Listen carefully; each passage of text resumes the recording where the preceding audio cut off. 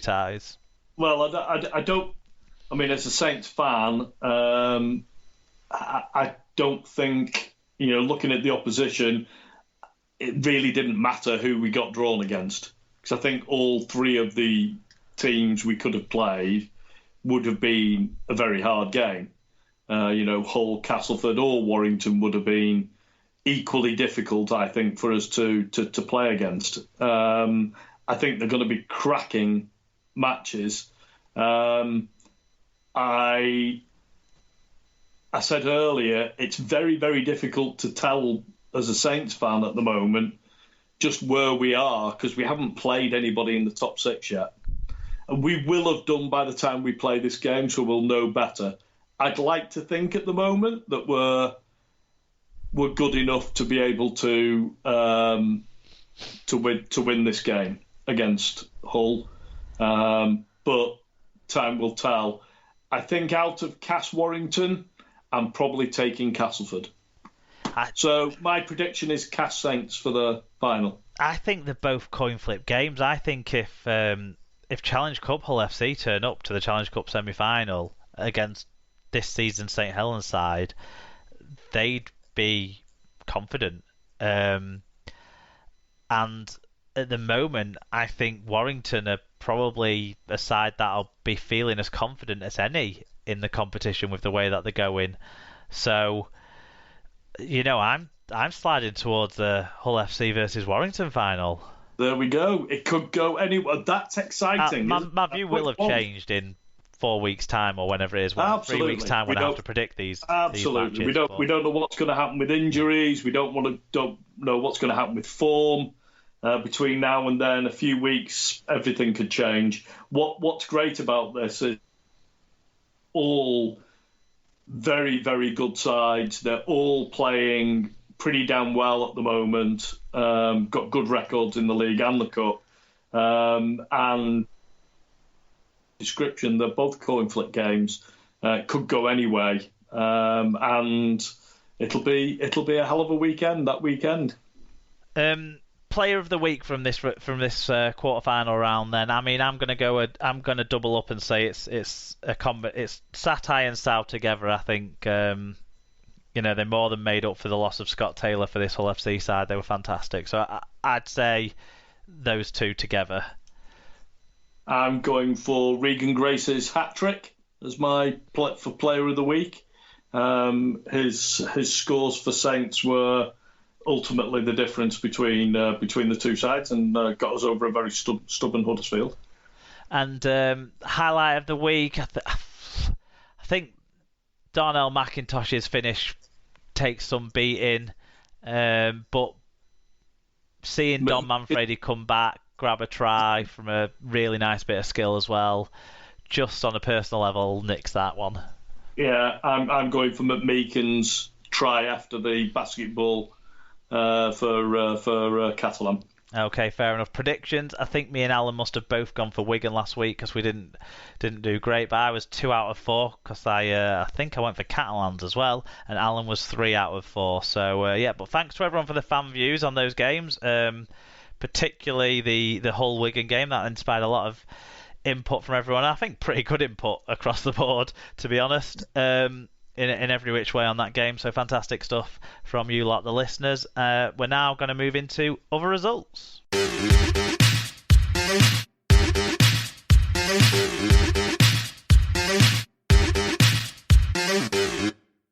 Right, other results, and the women's had their Challenge Cup quarterfinals as well this weekend. The Warrington Wolves hosted the Castleford Tigers, the depleted Castleford Tigers, but the Tigers were able to come out on top still, as expected. Maybe not the same score margin we would have previously been expecting from them, but it was Warrington 6, Castleford 26. They've still got Georgia Roach, they've still got a few other talented players as well there at the Tigers, and Georgia Roach inspired that victory. It was the televised game on the Sportsman, York 30, Wigan 24, in an absolute cracker, which we got a couple of fan views in on, David. We did. So Carsten says, looks like money can buy success.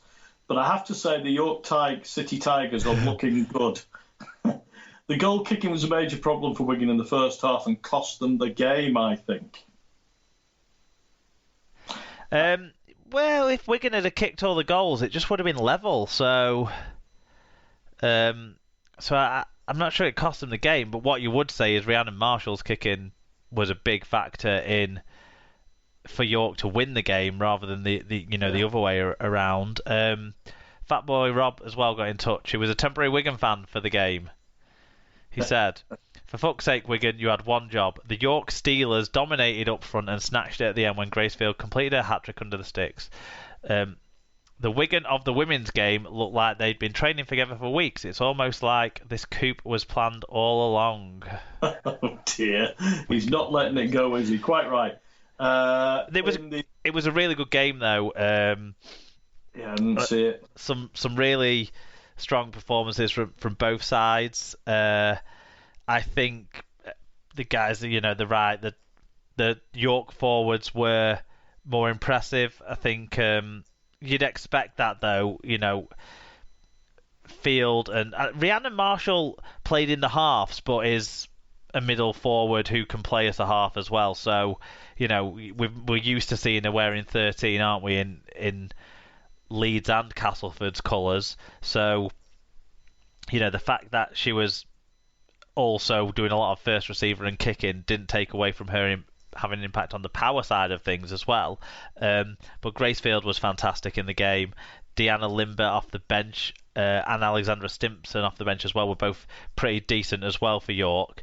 For Wigan, Becky Greenfield was outstanding at fullback, absolutely back to her best. Set up a brilliant try for Rachel Thompson, which was everyone's talking about the great try Gracefield scored at the start of the game off the offload from Marshall, and as well they will. It was a great try, apart from the forward pass that started it all. But not bitter or anything. But the best try of this game for me, without a doubt, was the nice interplay between Thompson, Molyneux, and Greenfield, who are three absolute stars of the women's game in the Wigan colours.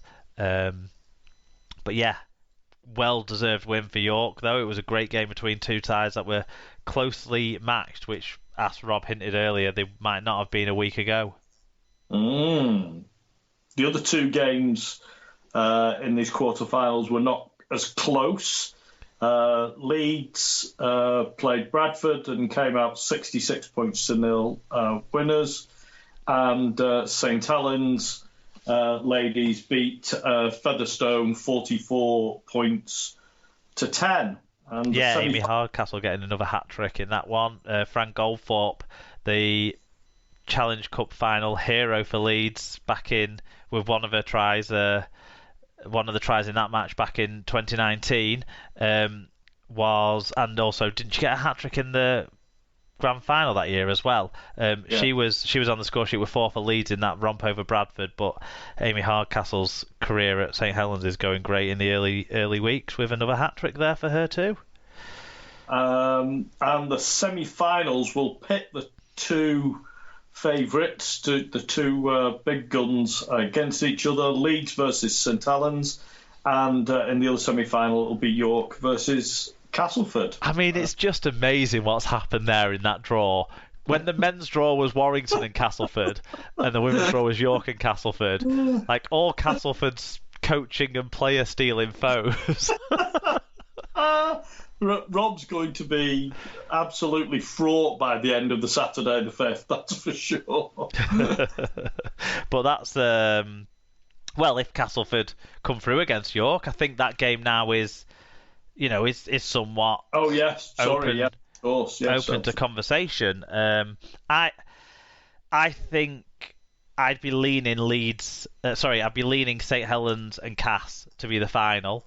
I do think this Saints women's side though need to get past the semi, don't they? Because that's been their big problem, is that they've not reached any of the finals when they've had good sides in 18 and 19. So this year, it's a big challenge for them. This against the Double reigning champions. The top side leads and, as you say, the reigning champion. So I think it'll be, if St Helens are going to live up to the billing as possibly the favourites for this year, then this is a game they've got to win. Yeah. I really hope that boat it's annoying, isn't it? Because York Castleford's the story, but Leeds Saints is the high quality matchup. You've got to say. So it'd be great if both of these can be seen. So BBC or Betfred or Sportsman, what have you, do something about this. Yeah, it'd be great. Be great games to watch. That's for sure. Those ties will be played in 2 weekends time. So the weekend of the 22nd and 23rd of May. Yep. It was round 5 of the championship, David, and it's that started on Friday with Sheffield 18, Batley 30. And Shoddy and Mungo sent a review in a matchup between two of the better performing sides early on. It was Batley who looked the more dangerous and polished, certainly looked like playoff contenders at this stage. Callum Percy got in touch on this one as well. He said, another good win for my hometown team Batley, especially against their bogey team Sheffield. Really exciting season for Batley so far, especially as a few of my mates are playing for the Bulldogs. Yeah, they were good in this one, especially in the second half.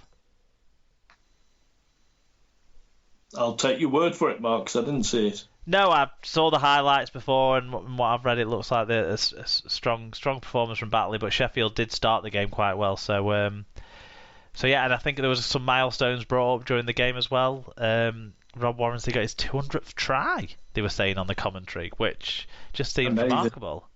Mate, I didn't even know he was still playing. Rob Warrensley, he's been around for a long time, so that's probably how he's managed to rack up the 200. In the pouring down rain, Oldham could not cope. It was 36 points to 4, but if you watch this one, most of those points were gifted to them by Oldham mistakes at the back, unfortunately. One to throw in the bin and never rewatch for the Oldham side. Yeah. They're not going to learn anything from going back over this. Swinton 22, Bradford 23 in a game that was closer than most people would expect. And Shoddy and Mungo says the most dominant 1-point win you'll ever see. Should have won by more, but Swinton took their chances when chasing the game and had me more than a bit worried. Yeah.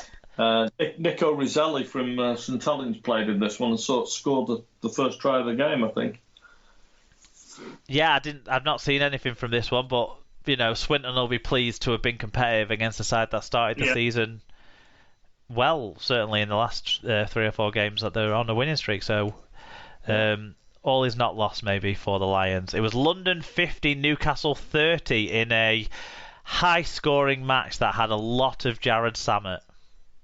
Not much of a defensive display. Dr. Hideous says ridiculous penalties from the Broncos inside their own 20 made it harder than it should have been. 6-18 down on 30 minutes, but then 2 late tries made it even at the break. Team talk was obviously a good one as the Broncos quickly drew ahead. Newcastle briefly interrupted the one-way traffic a couple of times, but were outclassed. Final score 50-30. Broncos still need to work on their defence. I'd suggest both sides need to work on their defence after this game.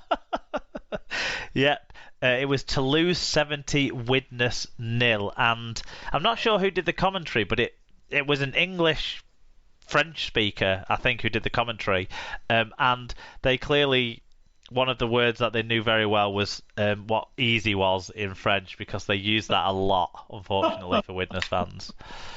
Widnes are looking absolutely abject at the moment, aren't they? Which is I think it's hard to judge them against Toulouse.